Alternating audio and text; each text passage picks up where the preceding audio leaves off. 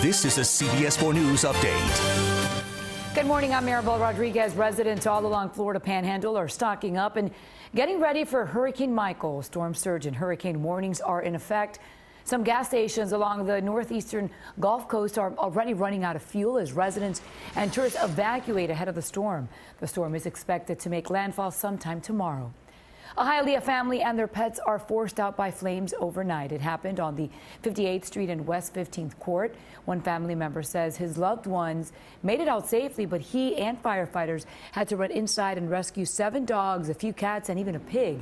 No word on what sparked the fire.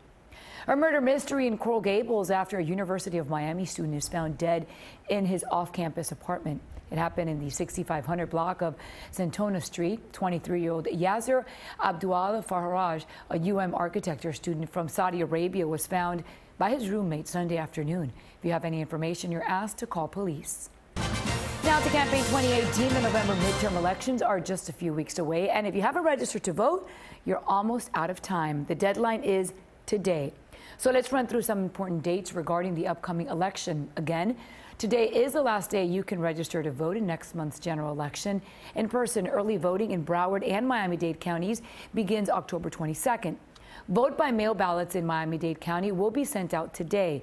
Broward sent them out last week. Go to our website, CBSMiami.com/campaign 2018 for everything you need to know ahead of the general election. Now, CBS 4 weather with meteorologist Lisette Gonzalez. Good morning, South Florida. We are tracking Hurricane Michael, which is strengthening as of 8 a.m. It is now a Category 2 hurricane in the southern Gulf of Mexico, and you can see that deep convection indicated by the dark shades of purple and blue near the center of this intensifying monster hurricane, which is headed towards the Florida Panhandle. It has all the warm water, all the fuel necessary to continue to strengthen. And as we look at the latest 8 a.m. advisory, max sustained winds have increased to 100 miles an hour, moving north-northwest at 12 miles an hour. This is the size of the storm as it is pushing generally towards the north. Forecast to become a Category 3 major dangerous hurricane later tonight into tomorrow. Will likely be making landfall somewhere here along the Florida Panhandle, either near Panama City or Apalachicola as a Cat 3, still pushing as a Cat 3 across parts of Tallahassee and then into Georgia and parts of Alabama. It will weaken to a tropical storm late into the week, Thursday into Friday, as it moves across the Carolinas and then eventually offshore. The highest threat for those damaging, destructive winds will be across the Florida Panhandle, the Big Bend, southern Alabama, Georgia, even South Carolina could be dealing with those tropical storm force winds and higher wind gusts. We're talking about widespread power outages, down trees, unfortunately, for much of the southeast. Not only that, we have hurricane warnings in place now for parts of the Panhandle and also even southeastern Alabama and southwestern Georgia and areas down near Tampa and northward under tropical storm warnings and watches.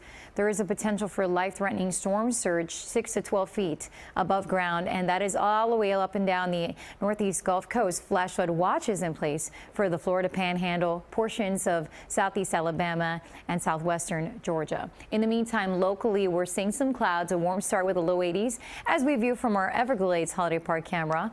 Some showers are moving in off the Atlantic, although few and far between, not as widespread as yesterday. Fort Lauderdale, Oakland Park, seeing some shower activity as well as across the lower Keys. Throughout the day, just keep the umbrella close. There could be some more of these quick moving showers as we do have that strong onshore breeze in place, 8-17 miles an hour. Temperatures will be in the upper 80s, and we'll see some peaks of sun at times, but also some passing clouds. Small craft advisory, not a day for boating, seas 6 to 8 choppy on the bays. Also not safe to go swimming, a dangerous high risk of rip currents at the beach. And in addition, minor coastal flooding will be possible due to the king tides, those higher than normal tides, and the onshore winds. The next high tide times are on 9 a.m. and 10 p.m. Throughout the day today, tomorrow, some gusty showers will be possible. Not a washout, but still could see some rain here and there. And when we go into Thursday and Friday, will be warmer with temperatures right around 90 and some scattered storms into the weekend. Maribel. I said thank you, and that's the news for now. You can always find us on CBSMiami.com and tune into CBS 4 News at 5, 6, 7, and 11 for all of today's important headlines.